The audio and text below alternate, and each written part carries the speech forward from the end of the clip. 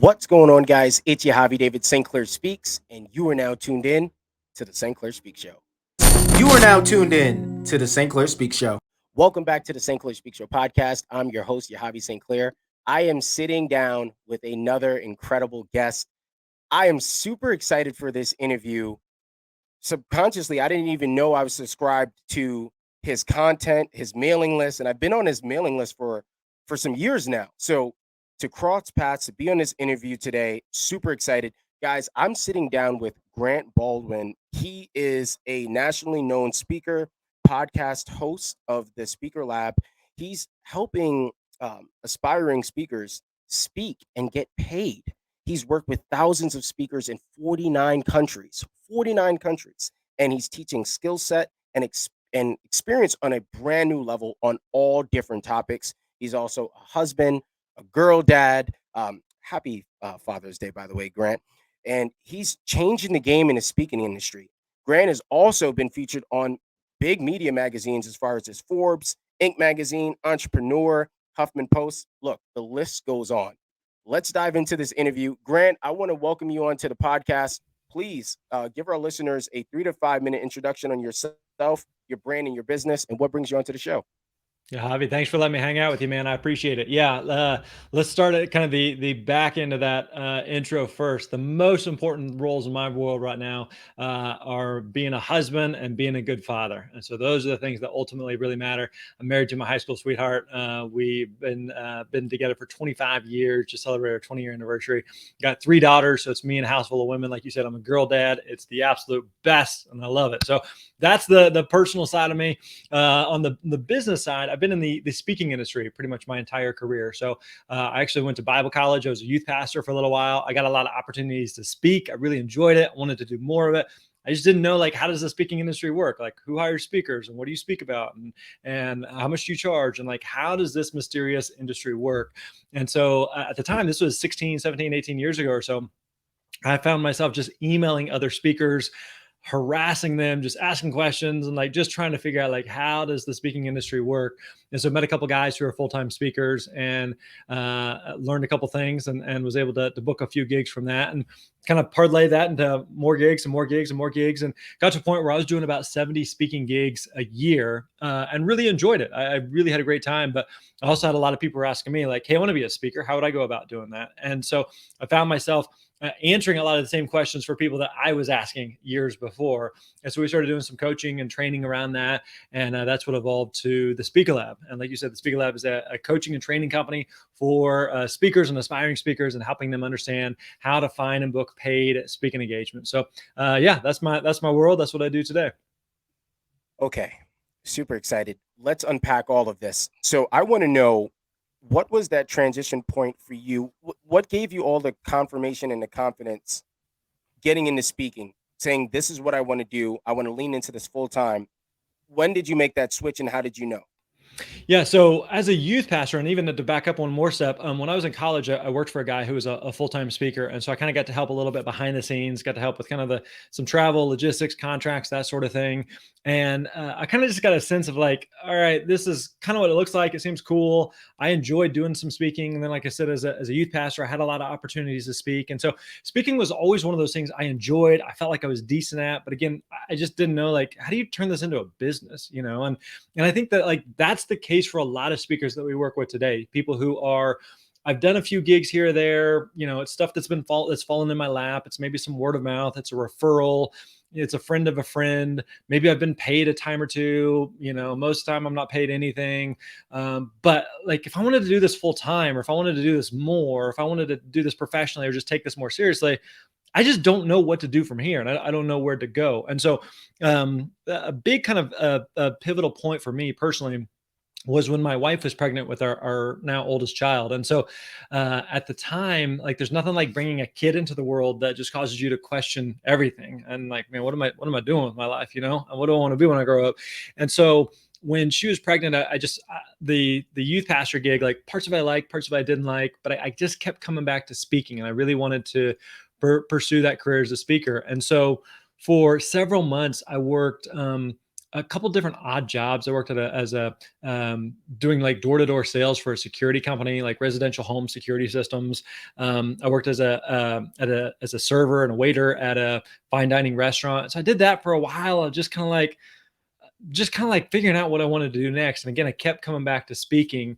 But I had those same like doubts and insecurities and fears that kind of you're describing, of just like, I think I can do this, but at the same time, like, I don't know, like, who am I to think I should be up there on stage? Who am I to think that anyone would listen to me or anybody would hire me to speak? And so, yeah, I had those same doubts and insecurities that I think anybody has, anytime you're starting something, whether that's speaking or whatever it is, of just like, who am I to do this thing? But I felt like I would rather try the speaking thing and it be a huge disaster and know at least I tried than to always look back on the end of my life and be like, man, I think I could have made that work, but I'll never know because I didn't give it a shot. So I'm glad I gave it a shot. Man, that last point was very powerful. So, all right, I want to make sure I frame everything perfectly, because as I'm interviewing you, there's so many avenues that we could go. I want to know I've seen this quote before. A good business is a business that solves problems. The Yep. speaking industry, there's a lot of problems to solve, right? There's so many different lanes. Yep. How do you niche down to find that ideal target audience? Because, as you said, I'm hearing a lot of success from other speakers. Some speakers speak on leadership and diversity and inclusion, motivational speaking. How do you find your niche, and how do you perfect that? Yeah, that's a really good question. So one thing I would say would be kind of the last tail end of your question there, is how do you perfect that? I think it's just always an evolving process. And I think this is where speakers get stuck, is we feel like we're making a permanent decision. We're getting a tattoo or something. We're not. We're picking a starting point. And so one thing we tell speakers all the time is, you want to be the steakhouse and not the buffet. The steakhouse and not the buffet. And what we mean by that is, let's imagine you and I were going out for a steak, and we had a choice. Like, we could go to a buffet where steak is one of 100 different things that they offer, and they're all mediocre, or we could go to a steakhouse where they do one thing, but they do that one thing really, really well. They don't do seafood, they don't do pasta, they don't do tacos, they do steak, and that's it. And it's counterintuitive, because as speakers, we think the more things I can speak about, and the more people I can speak to, the more opportunities I will have. But that's the opposite of what people are looking for. So sometimes I'll ask speakers, like, hey, tell me, like, who do you speak to? Who's your audience? And sometimes speakers are like, well, I don't know. I speak to people. I speak to humans. My message is for everybody, right? And it's like, okay, well, what do you speak about? And it's like, well, what do you want me to speak about? I could speak about, motivation or diversity or leadership or sales or marketing or family or faith or blah, blah, blah, blah, blah. And again, that goes back to being that buffet where you're kind of like everything and nothing at the same time, versus like, no, I do this. I solve one specific problem for one specific audience. And so, again, counterintuitive, but the more narrow, the more focused you are, the easier it is to actually find and book gigs, versus trying to be all things for all people. Now, there is kind of this overlap here between what you're interested in, what you're passionate about, what you're knowledgeable on, what you want to speak about, and then what opportunities actually exist. Like, who is it that's actually hiring speakers to talk about those things? Because if you said, Grant, I'm the world's greatest expert on underwater basket weaving, it's like, that's great, but I don't know anybody that's hiring speakers to talk about that, right? And if you said, hey, I want to get paid, $20,000 a pop, and I want to speak 100 times a year on underwater basket weaving, like, I don't think that's a thing. And doesn't matter, even if you are the world's greatest expert on it, doesn't matter, even if you're deeply passionate about it, doesn't matter if this is your life's work and life's mission. If people aren't hiring speakers to talk about it, then there's not opportunities that exist. So there has to be that overlap between what you are knowledgeable on, interested in, passionate about, and what it is that organizations, groups, decision makers, event planners are actually hiring speakers to talk about. And so what that middle part is, like, that's where you want to land. And again, that's where it's easy to overthink and overanalyze and overstress. But at some point, like, we tell speakers, like, let's pick something. Let's make kind of an educated guess here. Let's get going. And then if you need to pivot and course correct along the way, that's fine. But you're not going to make any progress if you're just going to sit on the sideline and overanalyze to the point that you don't do anything. Someone once said, idle time is the devil's hands. I've seen definitely with the pivot and the transition the last 2 years with COVID. I've launched this podcast. It's so funny. Real quick, real short. 2019, I made my big speaking debut, spoke in front of 3,000 people at St. John's University. I Nice, man. thought, Grant, I thought that was the moment things was going to take off. Life had other plans. COVID came, complete shutdown, Yeah. everything changed. So I launched a podcast, started interviewing industry experts from across the world. But I noticed something, Grant, and I did my homework on you before this interview. I seen a lot of speakers start switching over to podcasts, just appearing on shows, just telling their story, promoting their book, because there were no opportunities out there. It was at the point where no one was hosting anything. Everyone was kind of like scared, moving in that fear. But then when I went on your YouTube, when I went on your YouTube channel, I seen kind of like the push for social audio a little bit.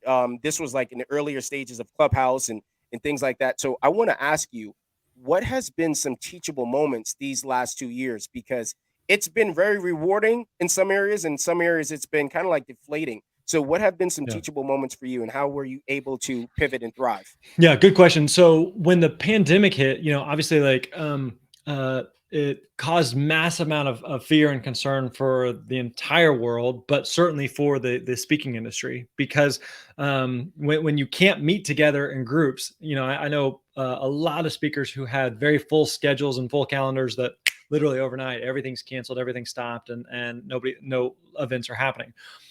I will say though that I think that the pandemic is one of the best possible things to happen to the speaking industry, and here's why. Is pre-pandemic, there was really no virtual speaking. Virtual wasn't really a thing that speakers took seriously. It wasn't something that event planners took seriously. It just kind of loosely existed.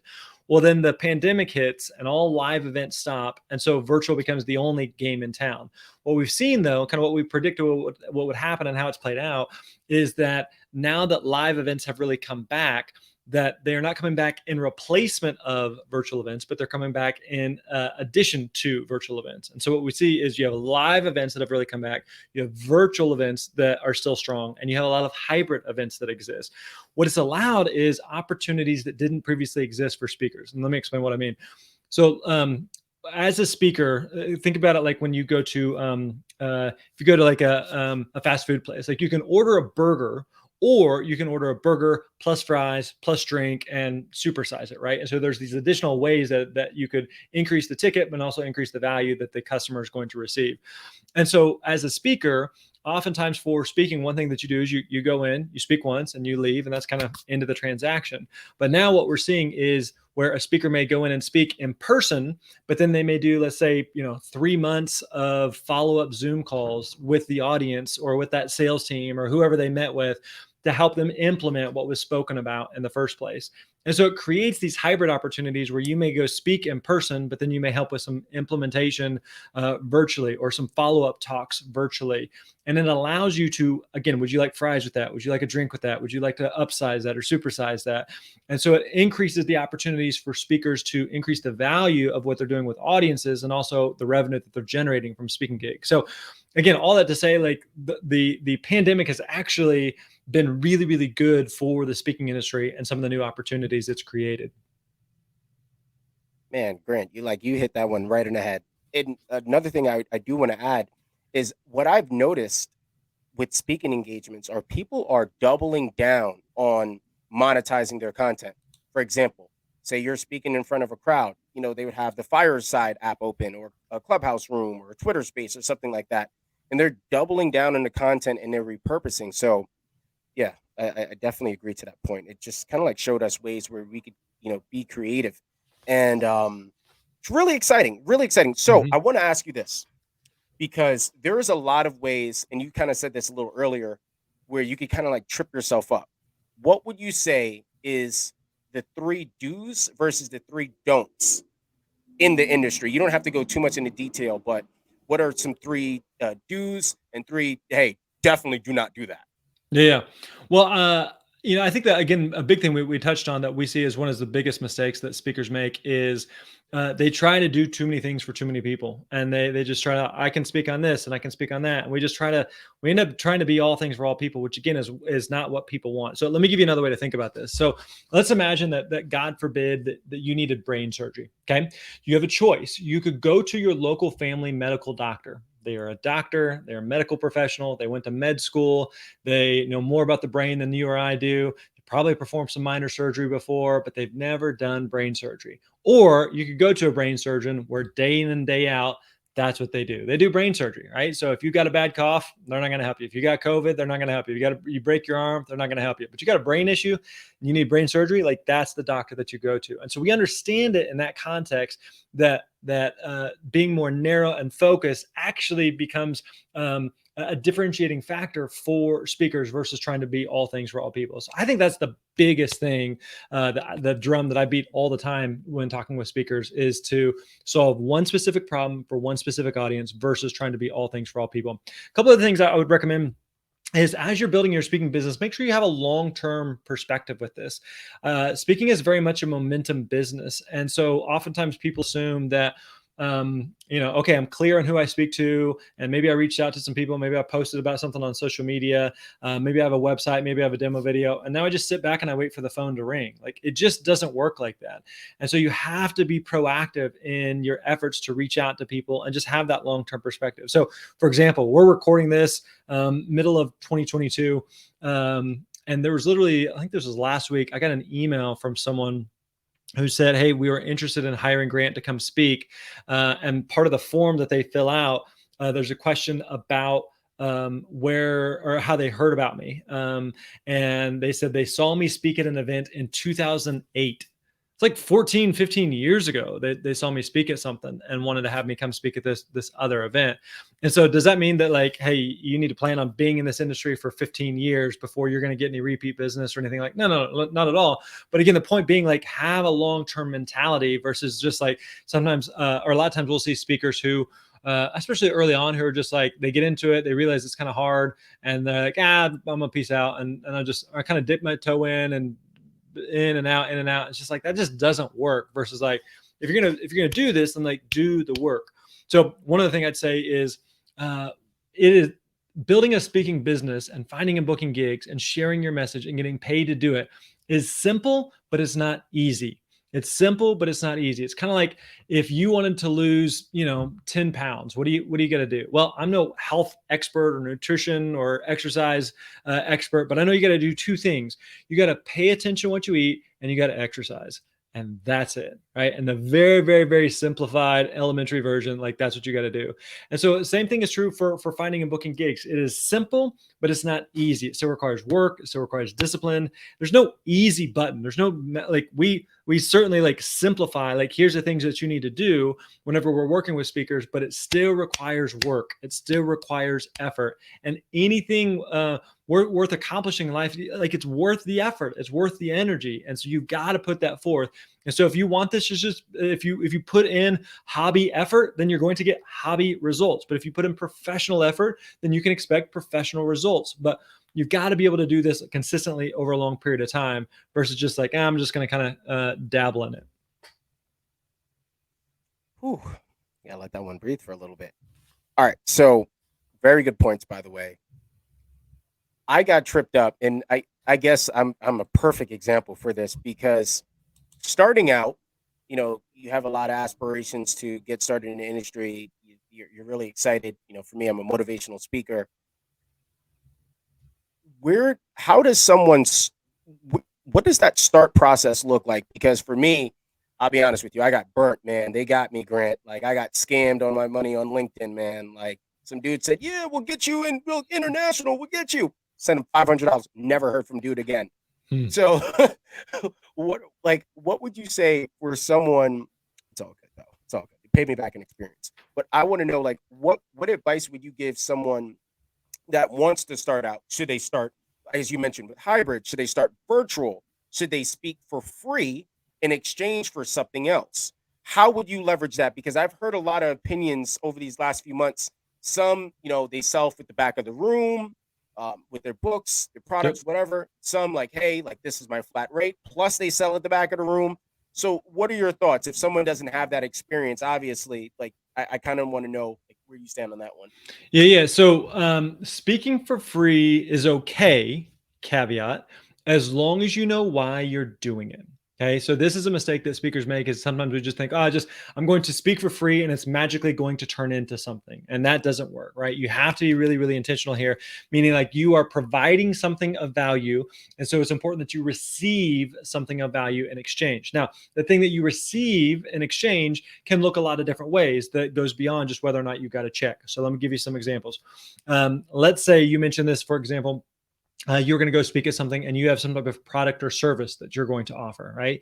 Then it may make sense for you to go speak at that for free. I remember a couple of years ago, I was speaking at a conference, and I went and I spoke at for free. I paid my own way to attend the conference, the travel for the conference. And so immediately I show up and I'm immediately out of pocket for just being there.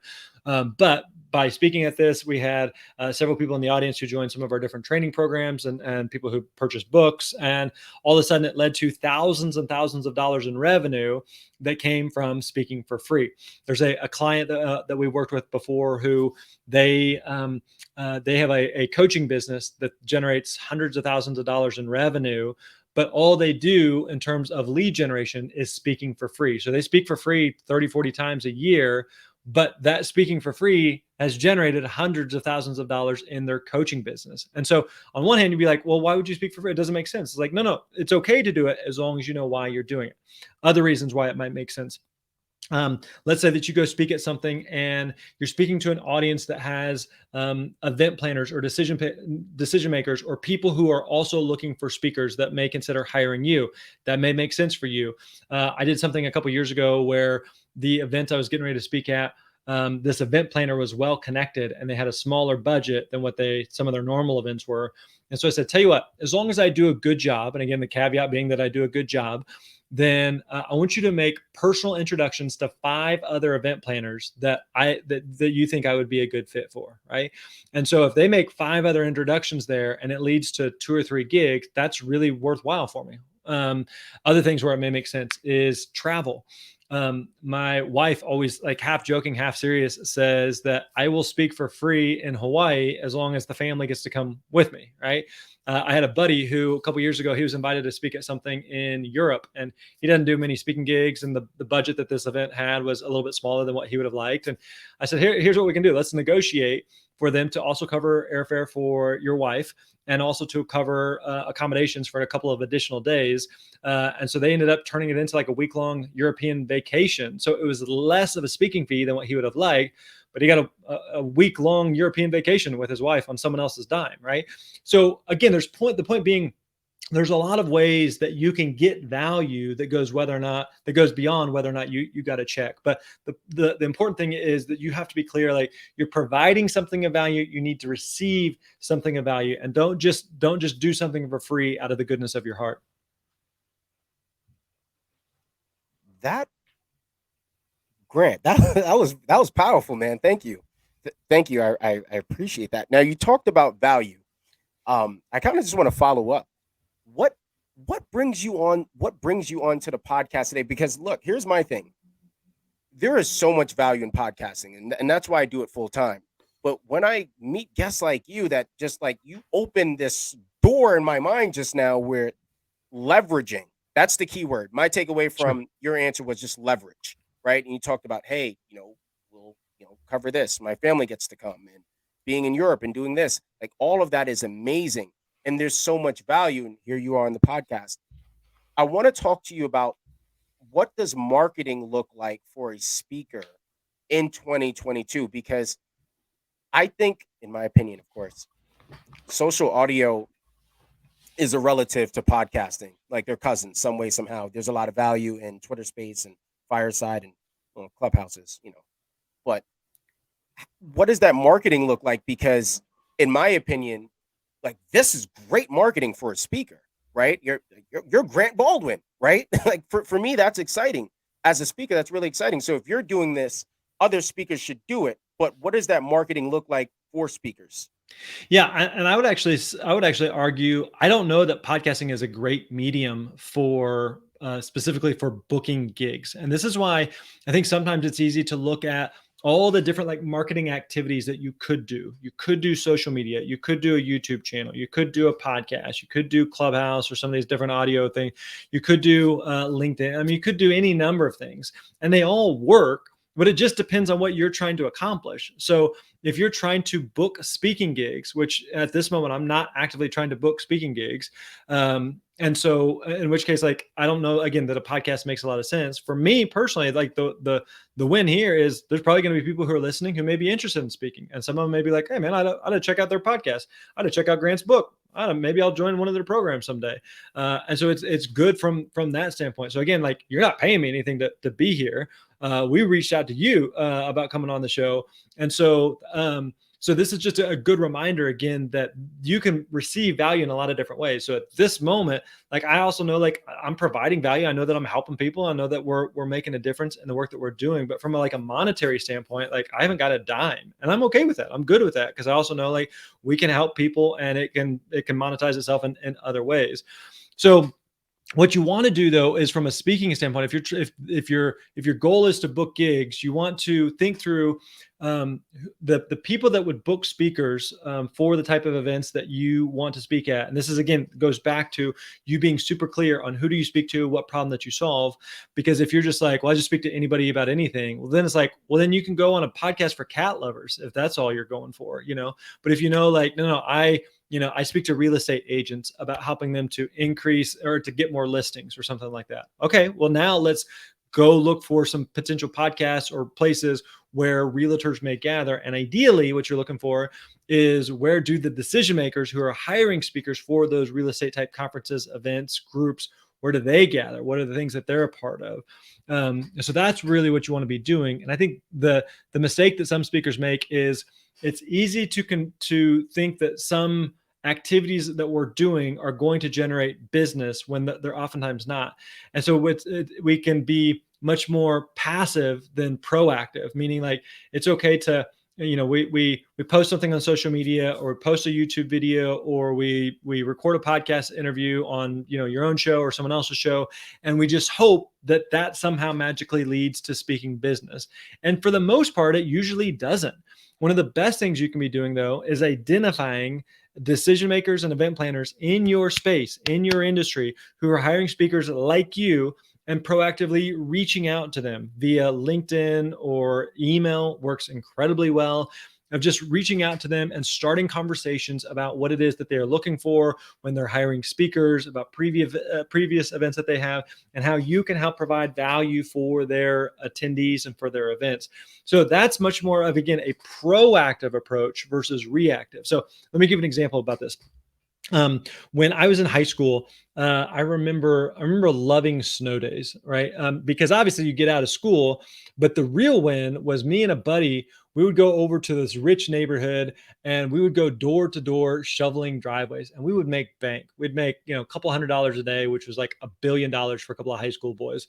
And so we would go shovel driveways. And the reason this worked is because we would go door to door and said, hey, there's a problem that exists in your driveway right now. Would you like for us to make that disappear for you? It's $20. And we would go take care of that. And we would just go door to door to door. Versus, imagine if it was a snow day and we're just like, man, we just sit back and we wait. We hope just, I did a podcast interview talking about my snow shoveling skills, or I post something on social media, or what. And like, we're waiting. We're just waiting and waiting versus like, no, going to people and saying, you have a problem. You have an event, you're looking for a speaker. I'm not trying to convince you to hire a speaker. You're already planning on hiring a speaker. I'm just showing you why I'm a good fit and a good option. So you're starting these conversations with these event planners and decision makers that, again, provide are looking for speakers like what it is that you do, and showing them why you are a good fit. And again, that's a very simplified version of what it is that we do and what it is that we teach. But again, the point being that the big emphasis is that you're doing something proactive rather than reactive, and hoping people just magically find out about you, which doesn't work. That was kind of like leading into my next question, was, who is the Speaker Lab for? So we work with a lot of speakers at a lot of different ages and stages. So we have speakers in every US state, in 49 different countries, like you mentioned, literally all over the world, all different subjects, topics, ages of life. And so a lot of who we work with are speakers who they have the potential, meaning like they've done some speaking, they like speaking, they would love to do more of it. They just need the plan. Just tell me what to do. They are who I was when I got started, of going like, I think, man, I think I can do this. I just need someone to tell me like, I don't know what to speak about, or here's what I want to speak about, but I'm not sure if this is a thing, and I'm not sure how much to charge, and I don't know how to reach out to an event planner. And I reached out to an event planner, and they asked me this. I don't really know what to say, and like, just someone hold my hand and walk with me through this. And so that's what we do. Is so our training programs, it's not like a course where we're like, hey, here's your login, good luck, you're on your own. No, like we've got a team of coaches that is with you, professional speakers that are working with you, make sure that you have the resources that you need to be successful as a speaker. And so, yeah, anybody who's aspiring to be a speaker, whether you want to do a couple gigs a year or you want to do this full time and go all in, whether you want to do in person or you want to do virtual, we have speakers with virtual who are absolutely killing it right now, just killing it, like generating several $100,000 a year. And so if you want to add speaking to your business in any way, then the Speaker Lab is definitely for you. Yeah, it's amazing. It is amazing. You mentioned the pricing. You don't have to go too much in detail. I didn't know if I wanted to bring it up today, but do you help speakers with how they format their pricing in a way through the training? Yeah, good question. So what we do, well, let me kind of zoom out. Let's just kind of talk about speaking fees in general for speakers, right? Because speakers ask that all the time, like, how much do I charge? And the answer is it depends, which is a horrible answer. But there's a lot of variables that go into it. So one of them is going to be one variable is going to be your industry. You can charge more in some industries versus others. You can charge more speaking to corporations versus nonprofits. You can charge more speaking to colleges versus elementary schools. It's not that one's better or worse than the other, but they're all just going to be kind of different. Another variable and factor is going to be your marketing materials, specifically your website, your demo video. You want to make sure that they look sharp, that they look professional. Now, that doesn't mean that you need to have spent tens of thousands of dollars on that. Like my first website, I spent like $500 on. My first demo video, I spent $0 on. Like I shot and edited it myself, and it wasn't anything fancy at all. But you want to make sure that they look sharp and professional, because whether we like it or not, people judge books by their covers.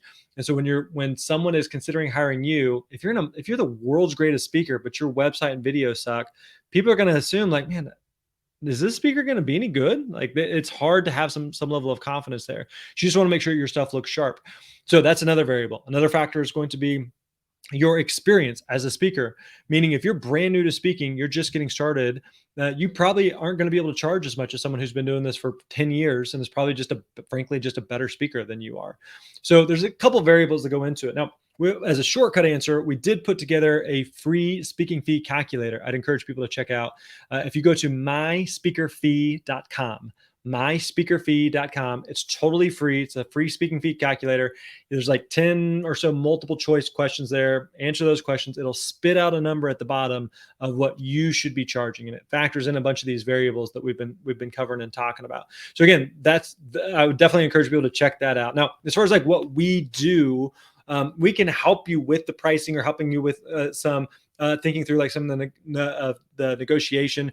What we always say is like, we don't catch fish for you. We teach you how to fish, meaning like, we're not calling up places. We're not booking gigs for you. We're not connecting you with a bureau or an agent. You don't need those things. We want to teach you how to fish. But I guess stick with the analogy of fishing. Like we're gonna help you. Like we're going to maybe put the worm on the line there for you. We're going to help you understand how to cast it. We're going to help you understand when to reel and when to pull back and all these different. I'm not a fisherman, so I'm just making this up. But we're going to do what we can to help support you. But again, it requires work and effort that you're going to actually show up and do the work. But we're going to be alongside you and help you along the way. All right. So I got to switch gears. We're kind of like winding down. You're good, man. How do you unpack, Grant? Like, you're busy, you're booked, you're booming, business is booming. How do you unpack and, just stay above float? That's a good question. I think the best thing is just like being really, really, really intentional with my time and with my business. So there's a lot of things that I say no to. I'm very intentional with what I do, with what I don't do. There's a lot of good opportunities. We just don't do, and a lot of areas that we're leaving money on the table and things that we could do and things that would be, I'm sure, great. Can you talk about, I'm sorry to cut you off, but can you Yeah. talk about the power of saying no? Because like you kind of like just hit something there. Yeah. There's no shortage of opportunities as an entrepreneur, as a speaker. Like one thing that we see a lot with speakers is people who are interested in speaking are also typically interested in writing a book or doing coaching or doing consulting or doing a course or doing a podcast or doing a YouTube channel. And like you can do all the things, but you can't do all the things at once. So something's going to come first, something's going to come last. But when you just kind of like dabble in a whole bunch of different things, it's hard to get traction in any one of them. So there's a bunch of things like right now, like there's just good opportunities of things that we could do. We just don't do them. Do they work? Absolutely. Like someone could be killing it doing those. We just choose not to. And let me give you an example of this. A couple years ago, I was interested in real estate investing, and I was new to it, didn't know a ton about it, but was interested in it. And so I reached out to a friend of mine who does a ton of real estate investing and really knows that world well. And so I asked him, I said, okay, you have all these different types of real estate investing. You have single family homes and multifamily homes, apartments and Airbnb and raw land and commercial properties and on the list goes. And I said, which one is best? And he said, yes. And I was like, that's not helpful. What does that mean? And he said, they all work. What you don't find is someone doing all of them, right? You can find someone who's killing it with single family homes and someone who's killing it with mobile home parks and someone who's killing it with Airbnbs. But what you don't find is someone doing everything. And so the same thing is true as an entrepreneur, as a speaker, as a human. You can't do it all. And so being intentional to say, okay, I'm going to do this, but at the same time, by doing this, I'm also saying no to these other opportunities. So I think if we've had any level of success, a big reason is like we've been very, very focused. Been in the speaking industry for about 17, 18 years at this point. And it's not like, I don't want to be that entrepreneur, that person that's just like someone's talking about me and they're like, what's Grant up to? Is he still doing that speaking thing? Or wasn't he doing like an Amazon business? Is he doing manufacturing still? Oh, I heard he started a clothing company. It's just like bouncing from thing to thing to thing to thing. No, I do this. I'm a steakhouse. I solve one specific problem for one specific audience versus trying to be everything for everybody. So the more focused you can be, I think it actually, again, the easier it is to start to find some traction and some results. I like the analogy. I'm a steakhouse. Like people know what they're coming there for. Yeah. If you're a vegetarian, you're not going to the steakhouse, and the steakhouse is not going like, man, we got to figure out how to cater to vegetarians. No, like you're not for everybody. And so I know here at the Speaker Lab, we're not for everybody. And there's going to be people who are just like, I didn't resonate with Grant for whatever reason. That's fine. That's great. I'm happy to there's a lot of great speaking companies and organizations and coaches. And like, I'm friends with the majority of them. And they're like all great people. And so if you don't work with us, that's fine. And it doesn't bother me a bit. And so don't feel like you have to appeal to everybody because it's not realistic and it's certainly not healthy. Yeah, that's definitely not healthy. It's people pleasing. Man, there was just so much gems in this interview. Like I was just in this one today. Like I was just like really present today. Really excited for this. I want to ask you. I love asking this question. Okay. You had the opportunity to have a 5-minute conversation with, the younger you, right? Grant at 18 years old. What Yep. is that conversation like? What are some pointers that you get across within that short period of time? I think a big thing I would tell myself would be like keep working hard, man. Keep showing up, and it's all going to work out. It's going to be okay. I think especially early on, I think I felt like I had a lot of like, man, if I could just look into a crystal ball and just see how everything's going, I'm chasing this dream. Is it going to work? Am I wasting my time? Is this all going to play out okay? You just don't know. And so I think a big thing I would tell myself would be like, man, just really enjoy the journey. And so I feel enormous gratitude for my life and where I'm at in life and my family, my wife, my daughters. And it's not because like, we didn't win some lottery and we didn't, there's no special skill or magic ability that I have that somebody else doesn't have. I don't have some crazy story. Like I'm a white male from the Midwest who grew up in like a normal middle-class family. Like there's nothing on paper that qualifies me to be some great speaker or entrepreneur or anything like that. Like I've just busted my butt, worked hard, and been intentional about creating the kind of life that I want to have and that I want to lead. And so I think like that intentionality has made such a big difference in terms of having having a good life. My last question for you is, for everyone listening or watching this interview, what would you say is the takeaway message that you want the listeners to take away from just hearing your story and just everything about the Speakers Lab? Yeah, I'll give you two things. One is specifically as it relates to speaking. So if someone's interested in like, okay, I'm interested in speaking. I want to be a speaker. I want to go down this path. And I'd go back to something we touched on earlier, that it's simple, but it's not easy. Like, you got to do the work. You got to do the effort. It's worth it, but you got to show up, same thing with the analogy of getting in shape and being healthy. Like, donuts taste better than kale. They just do. Like, and I'm not excited about going to the gym. Like, I don't look forward to it, but I know that, like, in order to get the results that I'm looking for in just terms of just being healthy, I'm not as young as I used to be, then I got to put in the work. And it's not simple. It's not easy, but I got to put in the work. So recognize that you can build a speaking business and you can be very, very successful, but it does require effort. The other thing I would say is, a big, like, I don't know, kind of like life overarching principle for me is, who you are is more important than what you do.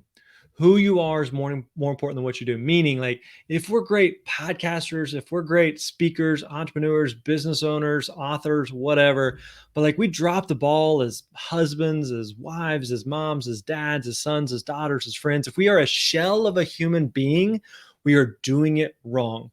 Like, I love being an entrepreneur. I love being a speaker. I love helping other people. But my most important roles, like I talked about at the top, was I love being a husband. I love being a father.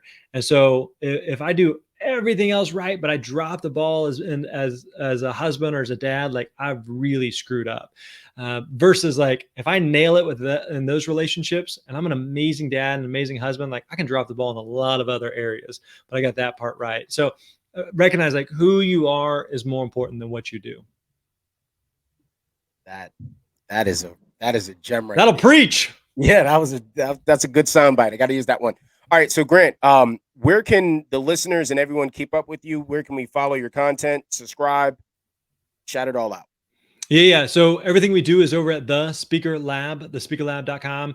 If you're listening to this podcast, you probably listen to other podcasts, especially speaking podcasts. And so we got a podcast by the same name, the Speaker Lab Podcast. We've got over 400 episodes there. So go check that out, the Speaker Lab Podcast. Also, we've got the book, The Successful Speaker, 5 Steps for Booking Gigs, Getting Paid, and Building Your Platform. So check out that book. And I also encourage people to mess around with that speaking fee calculator we talked about earlier. So myspeakerfee.com. Again, totally free. Go ahead and play in with a whole bunch of different variations. Go back and try it again, and just see what number it spits out at you. So definitely check that out. But if there's anything we can do to help serve and support speakers, then holler at me, hit me up anytime. Whew, man, this was so much fun. I really enjoyed this interview, Grant. I want to say thank you. I understand that your time is extremely valuable. You dived into speaking, and I could always tell when someone's holding back information. You didn't hold back anything. Like, you just poured value. And like I always say, wherever there's value, people will follow.